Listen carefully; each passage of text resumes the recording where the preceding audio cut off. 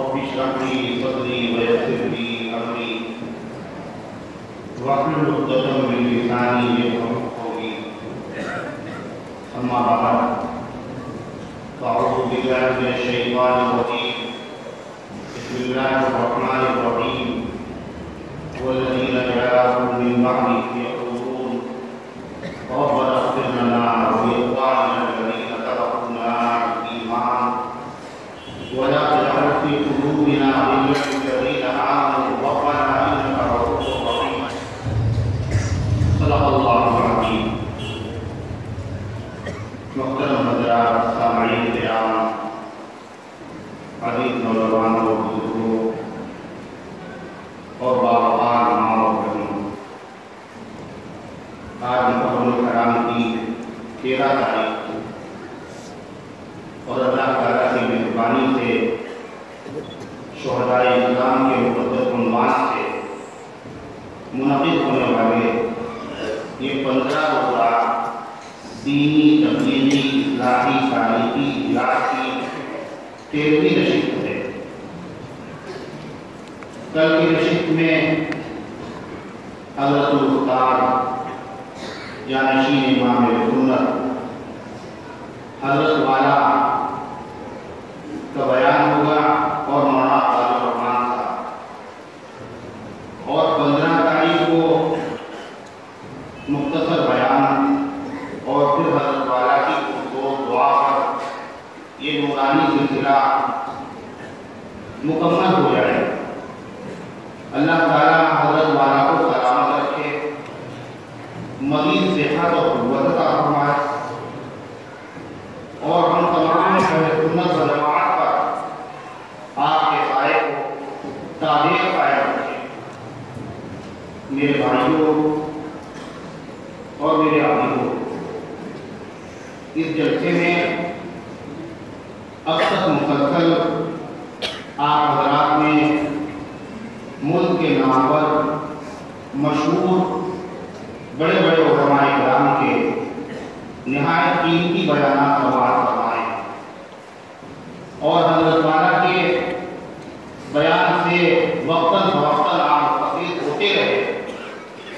اس کے بعد نہ ضرورت ہے نہ میرے اندر اس کی لیاقت ہے، مگر حضرت والا کے حکم کی تعمیل میں اور سعادت کے حصول کے ارادے سے میں آپ کے سامنے حاضر ہو گیا۔ دعا کیجیے رب العزت والجلال کچھ مفید گزارشات پیش کرنے کی توفیق عطا فرمائے اور ہم سب کو عمل کرنے کی توفیق عطا فرمائے۔ میرے بھائیوں اور میرے عزیزوں، اللہ رب العزت والجلال نے ہم مسلمانوں پر، اہل سنت و جماعت پر خصوصیت کے ساتھ بڑا انعام فرمایا، بڑی نوازشیں فرمائی، طرح طرح کی نعمتوں سے نوازا۔ ان نعمتوں کا تقاضا ہے کہ ہم اس کی قدر کریں اور اللہ تبارک و تعالیٰ کا شکر ادا کریں، اس لیے کہ سنت الہی یہ ہے جب اللہ کسی کو نعمت دیتا ہے اگر اس کو شکر ادا کر دیا جائے تو نہ صرف یہ کہ وہ نعمت باقی رہتی ہے بلکہ اس نعمت میں اضافہ ہوتا ہے۔ اللہ کا ارشاد ہے لَئِن شَكَرْتُمْ لَأَزِيدَنَّكُمْ وَلَئِن كَفَرْتُمْ إِنَّ عَذَابِي لَشَدِيدٌ۔ اگر میرا شکریہ ادا کرو گے تو ہم تمہاری نعمتوں کو اور بڑھا دیں اور اضافہ کریں، اور اگر تم نے ناشکری کی تو ہمارا عذاب، ہماری پکڑ، ہمارا عقاب بڑا سخت ہے۔ إِنَّ بَطْشَ رَبِّكَ لَشَدِيدٌ، آپ کے پروردگار کی پکڑ بڑی پکی ہے، بڑی مضبوط ہے۔ اللہ تعالیٰ ہماری اور آپ کی سب کی حفاظت فرمائے۔ اللہ رب العزت والجلال نے جو ہمیں نعمتیں عطا فرمائی ہیں ان میں سب سے پہلی اور بڑی عظیم الشان نعمت کیا ہے؟ اللہ تعالیٰ نے ہم سب کو صاحب ایمان بنایا۔ ایمان کی دولت بہت بڑی دولت ہے، بہت بڑی دولت ہے۔ اللہ تبارک و تعالیٰ کا دستور یہ ہے، اللہ تعالیٰ دنیا اور دنیا کی رونقیں، دنیا اور دنیا کی بہاریں، وزارت، منصب، عہدہ، بادشاہت، یہ ساری چیزیں ان بندوں کو بھی دیتا ہے جن سے اللہ کو محبت ہوتی ہے، اور اللہ یہ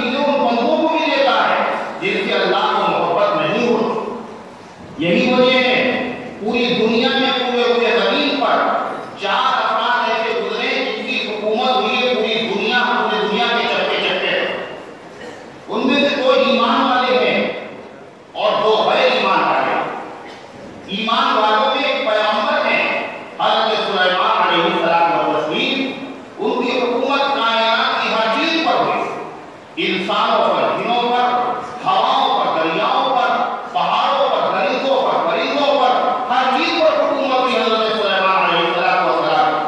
اور دوسرا کوشش جو صاحب ایمان تھا اور پوری ہوئے زمین پر اللہ نے سلطنت عطا فرمائی ہے، ان کا نام ہے سکندر ذوالقرنین.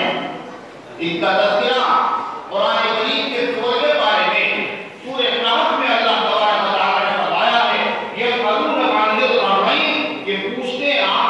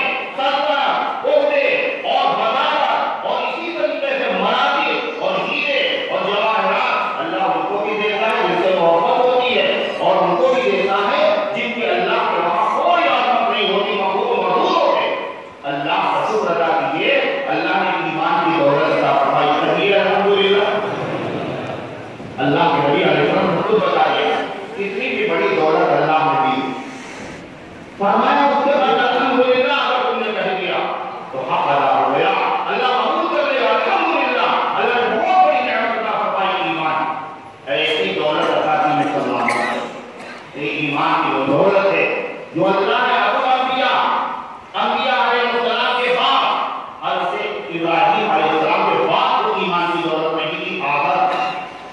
یہ دولت وہ ہے جو اللہ نے نوح علیہ السلام اور لوط علیہ السلام جیسے پیغمبروں کی بیویوں کو نہیں عطا فرمائی۔ یہ ایمان کی دولت وہ ہے جو رب العزت والجلال نے اپنے محبوب جناب محمد رسول اللہ صلی اللہ علیہ وسلم کے 10 چاہے اور 10 میں سے صرف 2 کو ایمان کی دولت عطا فرمائی، حضرت حمزہ اور حضرت عباس رضی اللہ عنہ کو، اس کے علاوہ کسی جگہ کو ایمان کی دولت نہیں عطا فرمائی۔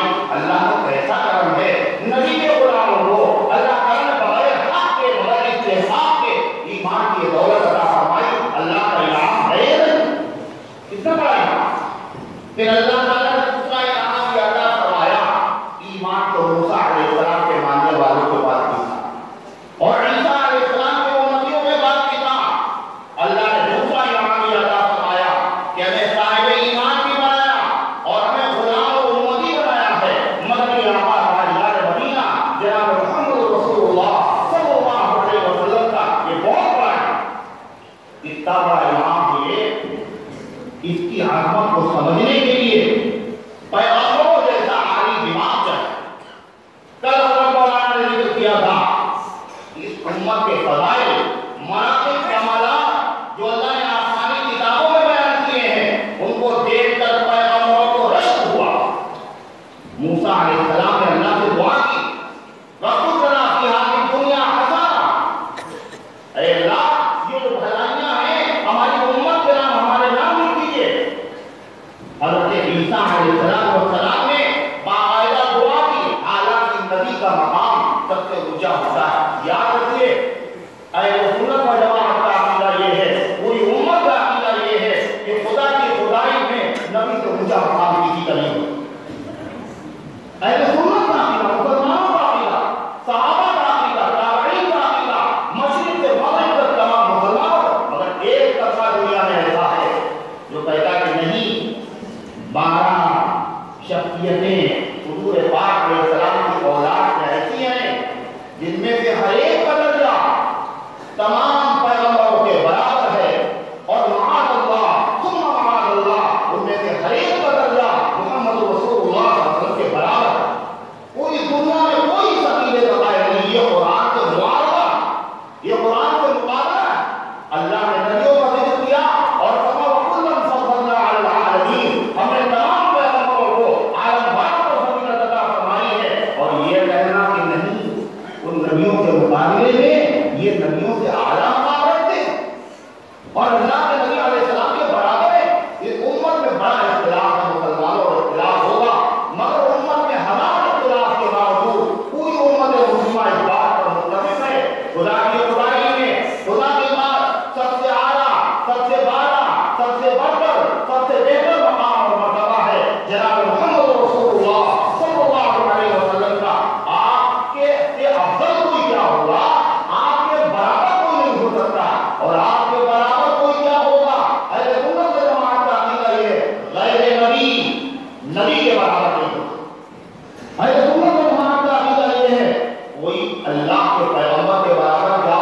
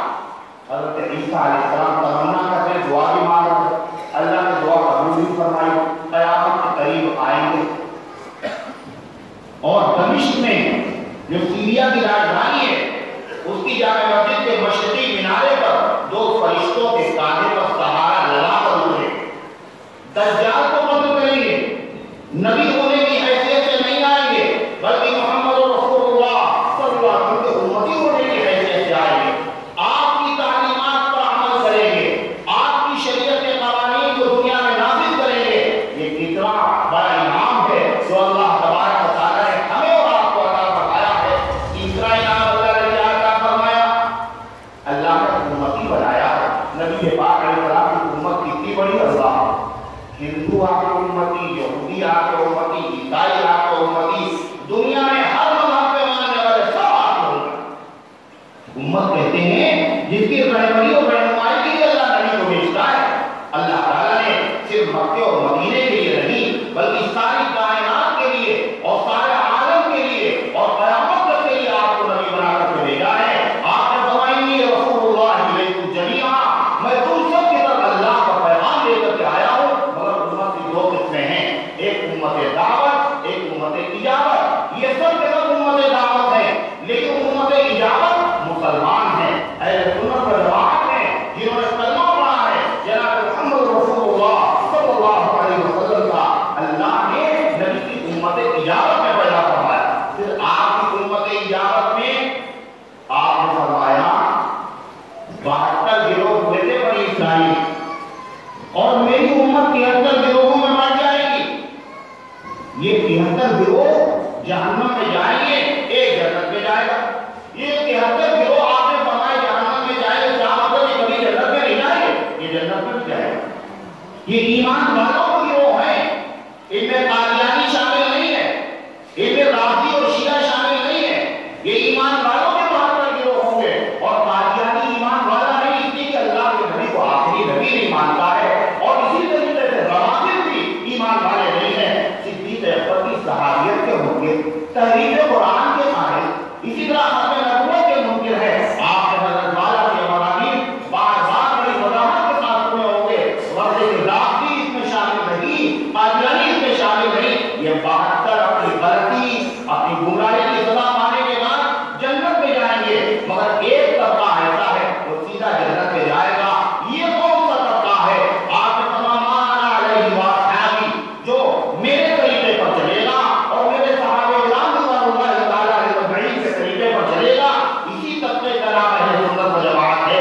اللہ تعالیٰ کا شکر ہے، اللہ تعالیٰ نے ایمان والا بنایا ہے، اپنے محبوب صلی اللہ علیہ وسلم کو امتی بنایا ہے، اور پھر آپ کی امت میں جو نجات یافتہ طبقہ ہے یعنی اہل سنت و جماعت، اللہ نے اس نے پیدا فرمایا۔ اور مسلمانوں ہم سب اہل سنت و جماعت، اور ساری دنیا میں جتنے مسلمان سب سنی، مگر سنی کہتے کسے؟ سنی کی علامت کیا؟ سنیت کا شعار کیا؟ سنیت کی پہچان کیا؟ سنی کسے کہا جاتا ہے؟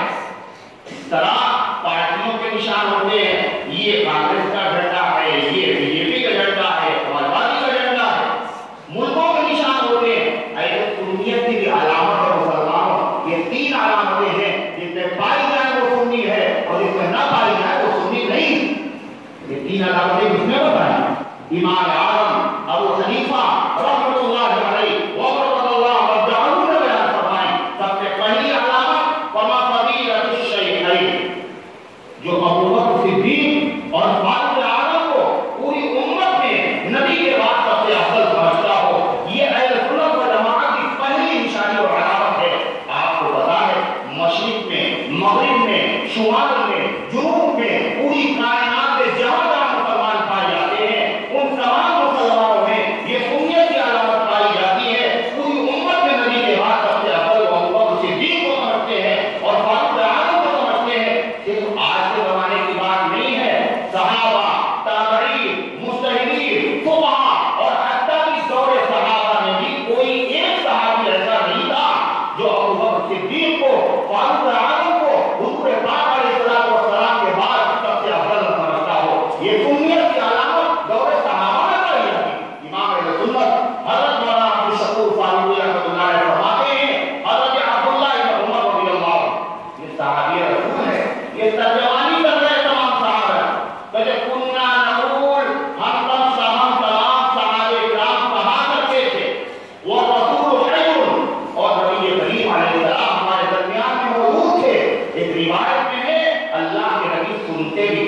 ہم لوگ کیا کہتے تھے؟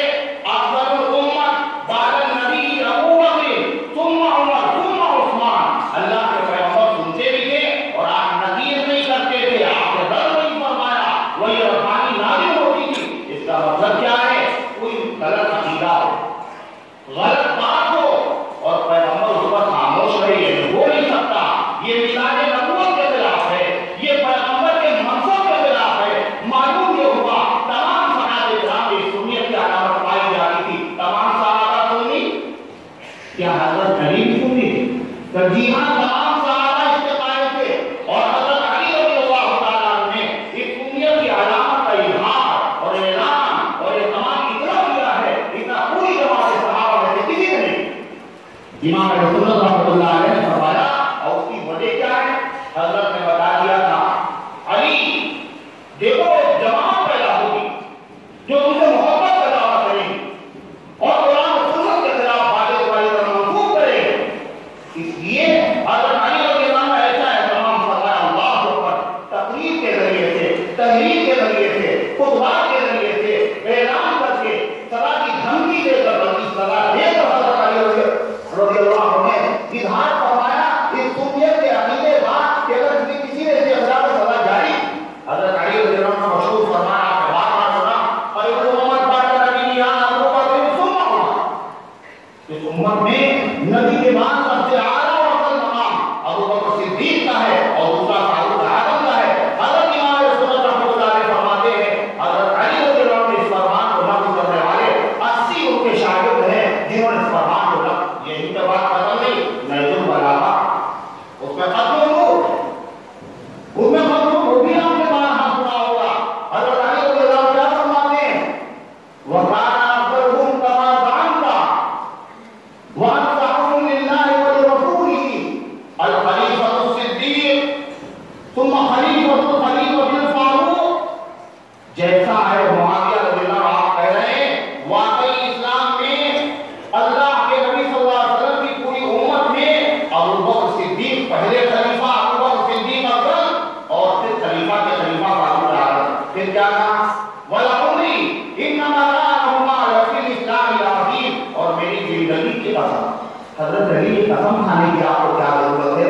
آپ تو سچے ہیں اور تمام مہاجرین کو خدا لهم الصالحون، آپ تو مہاجرین کے سردار ہیں، آپ کو قسم کھانے کی کیا ضرورت ہے؟ حضرت علی نے نور فراست سے سمجھ لیا تھا میرے بعد کچھ لوگ ایسے ہوں گے میری محبت کی قسمیں کھائیں گے، میری محبت کا دعویٰ کریں گے اور وہ کہیں گے حضرت علی نے تقیہ کیا تھا، معاذ اللہ جھوٹ بولا تھا.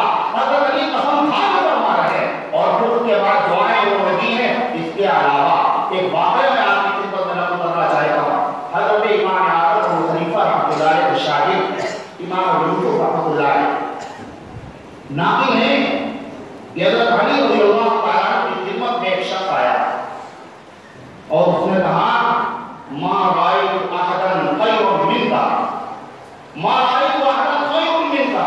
اللہ کی قسم میں نے آپ سے اچھا، افضل، بہتر انسان نہیں دیکھا.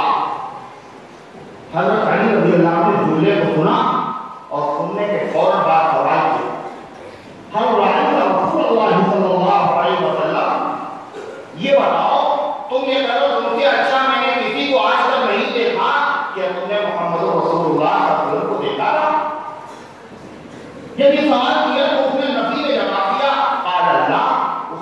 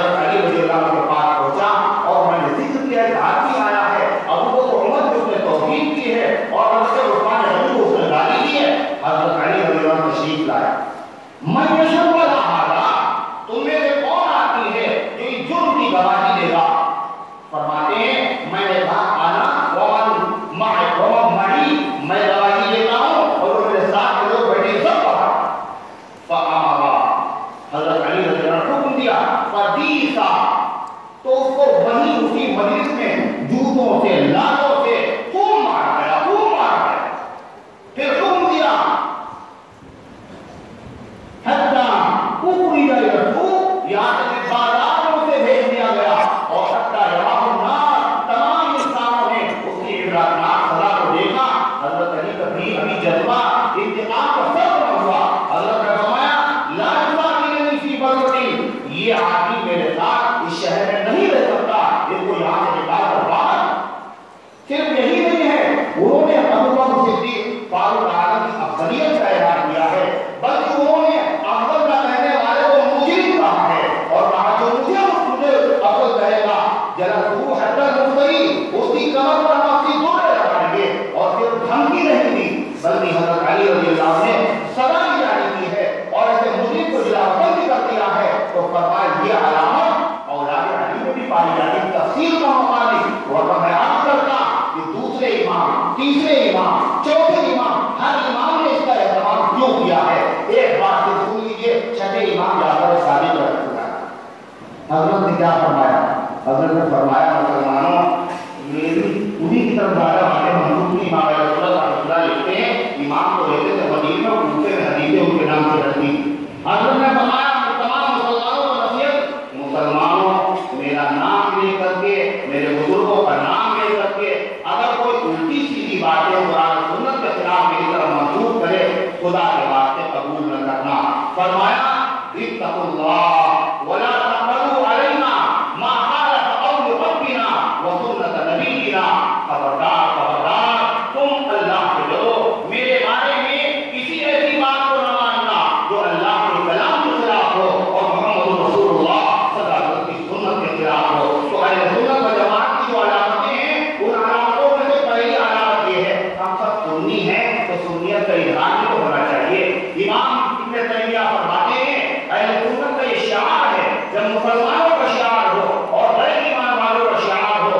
تو مسلمانوں کو اپنا شعار بظاہر کرنا واجب ہے پتہ چلے سنی ہے آئینہ ٹوٹے تو پھر جھنڈا ہونا چاہیے مساجد سے مدارس سے اپنے جلسوں سے ہر ایک میں تذکرہ ہونا چاہیے بیان ہونا چاہیے اوپر کرنا چاہیے کہ ہاں ہم ابو بکر عمر کو سب سے افضل رکھتے ہیں دوسری علامت حضور قدرین ہے دونوں دامادوں سے محبت کرنا اور تیسری علامت جواب مسیح الفیض ہے اللہ تعالیٰ کی عائشہ کو قبول فرمائے ہمارے نبی کی توفیق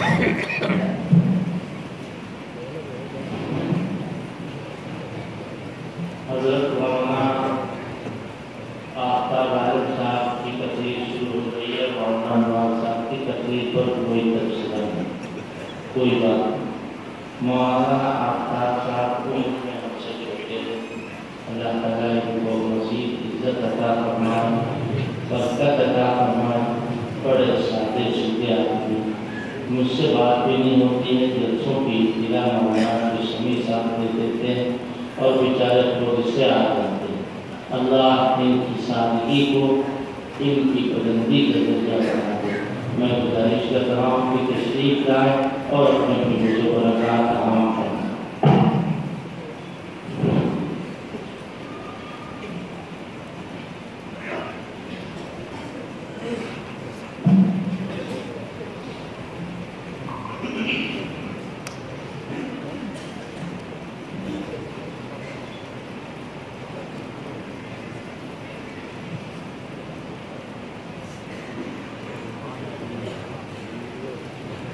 أعوذ بالله من الشيطان الرجيم بسم الله الرحمن الرحيم الحمد لله رب العالمين والصلاة والسلام على رسوله الكريم محمد وآله وصحبه أجمعين أما بعد قال الله عز وجل أعوذ بالله من الشيطان الرجيم ولا تحسبن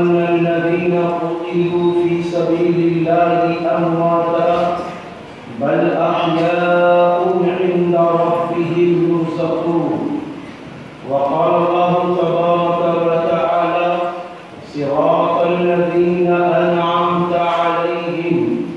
وقال الله تبارك وتعالى: ومن يطع الله والرسول فأولئك مع الذين أنعم الله عليهم من النبيين والصديقين والشهداء والصالحين وحسن أولئك رفيقا.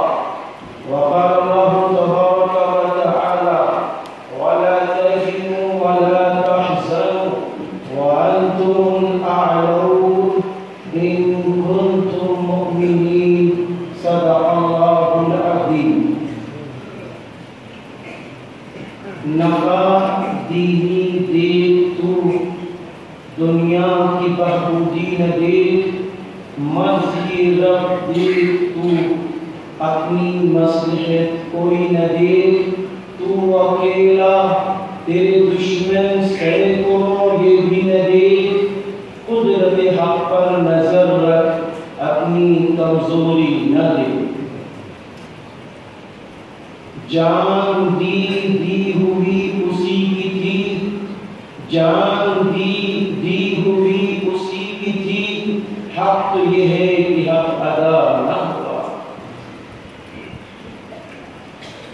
اللہ کے محبوب بندوں اور اللہ کی محبوب بندیوں، سب سے پہلے ہم رب کریم کا شکر ادا کرتے ہیں کہ رب کریم نے سرزمین لکھنؤ میں ایک ایسا مجاہد، ایک ایسا اللہ کا محبوب بندہ، ولی صفت انسان، امام اہل سنت حضرت مولانا عبدالشکور صاحب رحمۃ اللہ علیہ کو رب کریم نے کھڑا کیا. ایسے موقع پر کھڑا کیا تھا کہ وہ موقع، وہ حالات، وہ لکھنؤ، وہ محمود آباد اور وہ اطراف ہم بیان کیا کریں جب ہم آج یہ دیکھتے ہیں کہ آج جلسہ شہدائے اسلام لکھنؤ سے شروع ہو کر احاطے شوکت علی سے شروع ہو کر اتر پردیش کے مختلف اضلاع، قصبوں میں، دیہاتوں میں ہوتا ہوا پورے ملک کے اندر شہدائے اسلام کے انعقاد ہونے لگے. آپ یقین مانیے، میں بالکل سچ کہہ رہا ہوں، کبھی کبھی اس خوشی میں جی چاہتا ہے کہ میں آنکھوں میں آنسو لا کر رب کریم کے سامنے رکھ دوں کہ پروردگار عالم، اگر آج وہ اللہ کا نیک بندہ کامتا تو ہم کہاں ہوتے، ہم کہاں ہوتے، کس مقام پر ہوتے، کیسے غلط عقیدوں کے ساتھ ہماری زندگی گزر رہی ہوتی. جب ہم تاریخ کے اوراق پلٹتے ہیں اور شہداء کی تاریخ اٹھاتے ہیں اور صحابہ کی سیرت کو پڑھتے ہیں تو میرے بھائیوں، ہمارا کلیجہ پھٹ جاتا ہے کہ یہ شہدائے اسلام اور یہ صحابہ کرام رضی اللہ عنہم اجمعین کہ جن کا پل پل اللہ کی یاد میں گزرا ہو، جن کا ایک ایک لمحہ نبی کے نقش قدم کے مطابق گزرا ہو، جن کی ایک ایک بات قرآن پاک کی حقانیت کے خاطر کھلی ہو اور ایک ایک بات انسانوں میں اس لیے آئی ہو کہ اسلام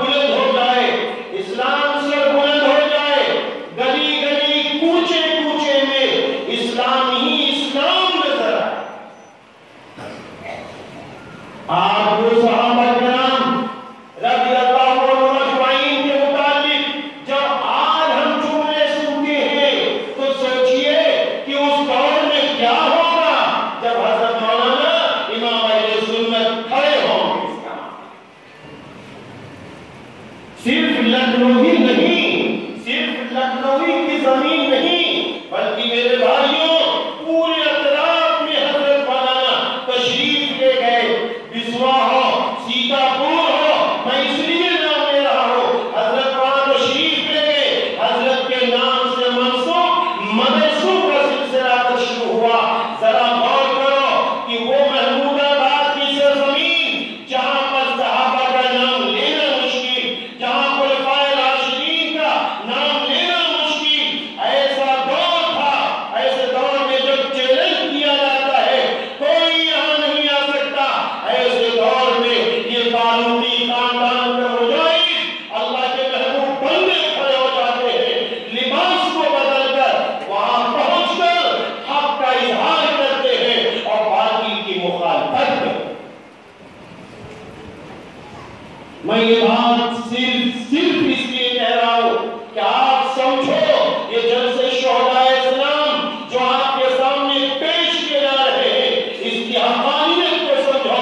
جلسہ شہدائے اسلام کے اندر کون اکابر آئے، کیسے کیسے اللہ کے ولی صفت انسان آئے، کیسے اللہ کے محبوب آئے۔ آپ ذرا دیکھیے، میری نگاہوں نے بھی دیکھا، آپ نے بھی دیکھا، یہی وہ اسٹیج ہے جہاں حضرت مولانا شاہ ابرار حق صاحب رحمت اللہ علیہ نے ہمیں اور آپ کو پیغام دیا کہ توحید کیا ہے، سنت کیا ہے، صحابہ سے کیسی محبت کرنی چاہیے۔ یہی وہ اسٹیج ہے جہاں سے حضرت مولانا سید قاری صدیق صاحب رحمت اللہ علیہ نے پیغام دیا۔ یہی وہ اسٹیج ہے جہاں سے حضرت مولانا منظور نعمانی رحمت اللہ علیہ نے پیغام دیا ہے۔ یہی وہ اسٹیج ہے جہاں سے مفکر اسلام حضرت مولانا ابو الحسن علی ندوی اور علی میاں رحمت اللہ علیہ نے پیغام دیا۔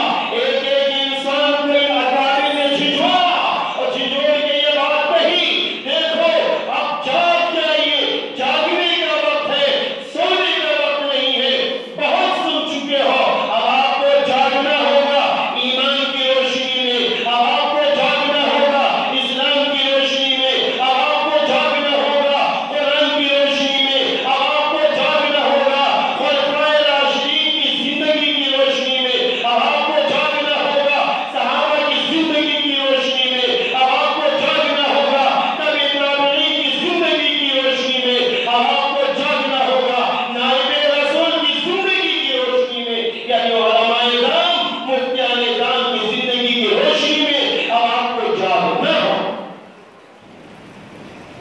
ہمیں جھنجھوڑا، ہمیں للکارا ہے کہ مسلمانوں کب تک سوتے رہو گے، کب تک سوتے رہو گے؟ کیا پوری دنیا کے اندر جب ہر طرف سے مہینوں کا انتخاب کر کے غم منایا جائے سنتے رہو گے، دیکھتے رہو گے؟ وہ شہدائے اسلام جنہوں نے اسلام کی سربلندی کے لیے اپنی پوری زندگی کو ٹچ کیا، وہ شہدائے اسلام جنہوں نے اسلام کی حقانیت کے لیے اپنے آپ کو اسلام کی بلندی کے لیے شہادت کے جنگ تک پہنچا دیا، اپنی بیوی کو بیوہ کر لیا، اپنے بچوں کو یتیم کر لیا، کہے کے لیے کہ نبی کا یہ جو دینی والا پرچم ہے یہ بلند ہو جائے اور قرآن پاک پوری دنیا میں ان کی آیتیں گونجنے لگے، نبی کا طریقہ پورے عالم میں گونجنے لگے، گلی گلی، قصبے قصبے، شہر شہر کے اندر ہر انسان نبی کی سنت پر مر گیا۔ لیکن افسوس در افسوس ہمارے آپ کے سامنے جب یہ باتیں آتی ہے ہم سن لیتے ہیں اور شہدائے اسلام کے جلسوں سے یہاں سے جانے کے بعد ہم ان صحابہ کی سیرت کو سامنے رکھ کر عمل پیرا ہونے کی کوشش نہیں کرتے اور ان شہدائے اسلام پر کبھی ہم نے غور بھی نہیں کیا۔ کون شہدائے اسلام جو اللہ کے چہیتے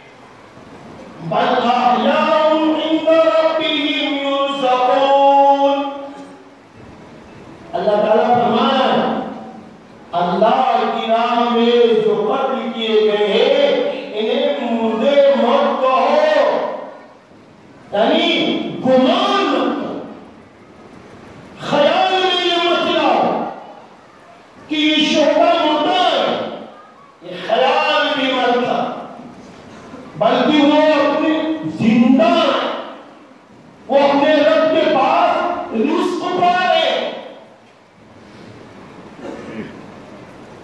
حضرت ابن عباس رضی اللہ عنہما فرماتے ہیں کہ رسول اللہ صلی اللہ علیہ وسلم نے، یعنی اسی آیت کا شان نزول ہے کہ آپ صلی اللہ علیہ وسلم نے فرمایا ہے صحابہ، غزوہ احد کے جو شہداء ہیں اللہ تعالیٰ نے ان کی روحوں کو سخت پرندوں کے جسموں میں داخل کر دیا اور انہیں آزاد کر دیا۔ یہ وہاں باغات سے رزق حاصل کر رہے ہیں، یہ وہاں نہروں سے پانی پی رہے، اور پھر عرش رحمان کے نیچے ان کی تندیلیں بنا دی گئی، گھونسلے بنا دیے گئے، یہ اس میں ٹھہر رہے۔ جب یہ انعام، اکرام اور عیش و آرام انہوں نے دیکھا تو کہا کوئی میرا یہ عیش و آرام میرے ان متعلقین کو بتا دے، ان بھائیوں کو بتا دے جو میرے آنے کے بعد غم میں مبتلا۔ اب اللہ تعالیٰ نے فرمایا کہ میں تمہارا یہ پیغام، تمہاری خبر ان بندوں تک کرتا ہوں۔ تب کلام اللہ کی یہ آیت نازل ہوئی، وَلَا تَحْسَبَنَّ الَّذِينَ قُتِلُوا فِي سَبِيلِ اللَّهِ أَمْوَاتًا۔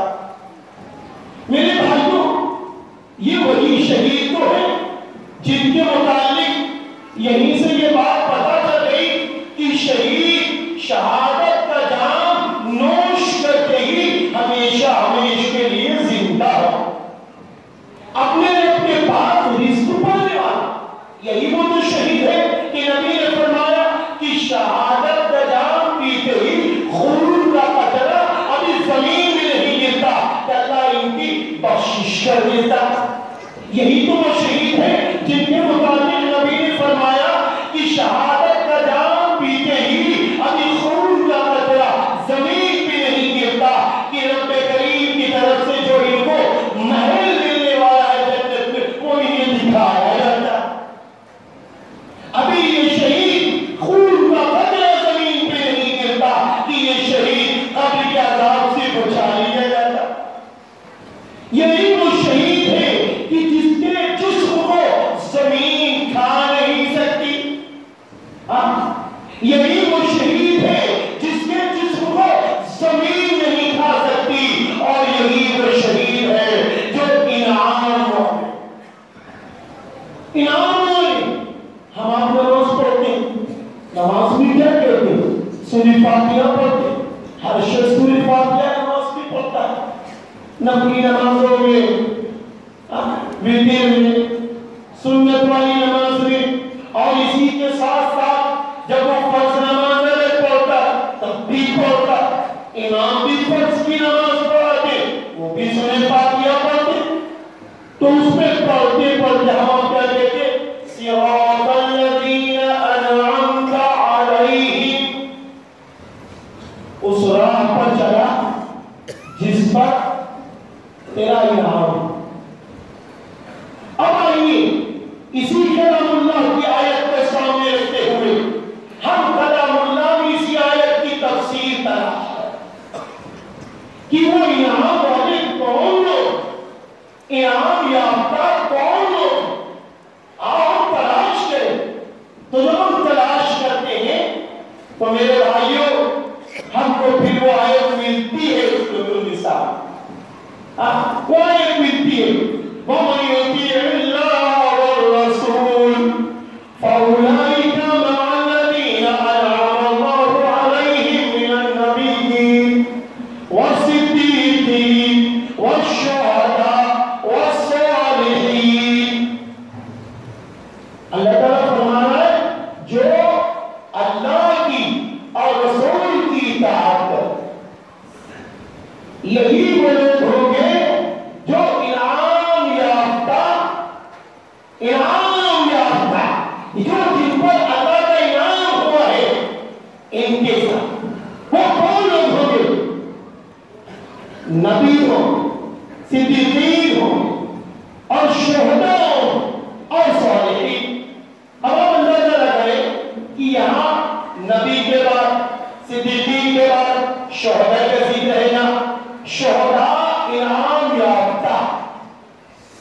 اللہ کے محبوب، اللہ کے چہیتے، اللہ کے پسندیدہ، یہی وہ شہداء ہے جن کی سیرت پر ہم چل کر اللہ کو پا سکتے ہیں۔ اب اگر شہادت ایسی بات ہوتی کہ غم کی علامت ہوتی تو میرے نبی یوں نہ فرماتے۔ نبی نے فرمایا کہ اللہ تیری راہ میں مجھے شہید کیا جائے پھر زندہ کیا جائے، اللہ تیری راہ میں مجھے شہید کیا جائے پھر زندہ کیا جائے، اللہ تیری راہ میں مجھے شہید کیا جائے پھر زندہ کیا جائے۔ نبی فرما رہے ہیں اللہ سے مانگ رہے ہیں شہادت۔ اب اندازہ لگائیں اگر شہادت غم کی علامت ہوتی، شہادت رنج کی علامت ہوتی، شہادت ماتم کی علامت ہوتی، شہادت علم نکالنے والی علامت ہوتی تو میرے محبوب نبی یہ دعا نہ کرتے، میرے محبوب نبی یہ دعا نہ کرتے۔ افسوس در افسوس اور دیکھا دیکھی ہم مسلمانوں میں وہ چیزیں آ گئی، ہم مسلمانوں میں وہ چیزیں داخل ہو گئی۔ ہاں یہ غمی کا مہینہ، ہاں شادیاں نہ کرو، کس نے منع کیا؟ یہ اللہ والا مہینہ ہے، اس میں شادیاں کرو اور پھلے، کس نے منع کیا؟ یہ منحوس مہینہ معاذ اللہ نہیں نہیں، یاد رکھیے اللہ رب العزت نے کوئی دن، کوئی ہفتہ، کوئی مہینہ، کوئی سال منحوس نہیں بنایا۔ ہاں ہمارے برے اعمال ہو، ہمارے برے کرتوت ہو، ہمارے گناہوں کی وجہ سے ہمارے لیے کوئی لمحہ منحوس بن سکتا ہے، لیکن رب کریم نے کوئی لمحہ، کوئی وقت، کوئی دن، کوئی ہفتہ، کوئی سال منحوس نہیں بنا۔ افسوس پر افسوس ہم کہاں جائیں؟ شہادت کے تو جام پینے کے لیے حضرت خبیب رضی اللہ عنہ جب سولی کے تختے پہ چڑھا دیے گئے تو ان کو خنجر مارے جائے، نیزے مارے جائے، خون سے لہلہان ہے۔ ایسے موقع پر دشمن پوچھ رہا ہے خبیب کیا اس بات کو پسند کرو گے کہ تمہاری جگہ تمہارے نبی کو لے آیا جائے اور تمہیں چھوڑ دیا جائے؟ حضرت خبیب رضی اللہ عنہ کیا فرما رہے؟ فرما رہے دشمنوں ارے یہ کیا کہتے ہو میری جگہ پر نبی کو لایا جائے؟ ارے نبی کے پائے مبارک میں کانٹا چبھ جائے اور خبیب اپنے گھر میں آرام سے اپنی بیوی بچوں میں بیٹھا رہا تو خبیب کو یہ بھی منظور۔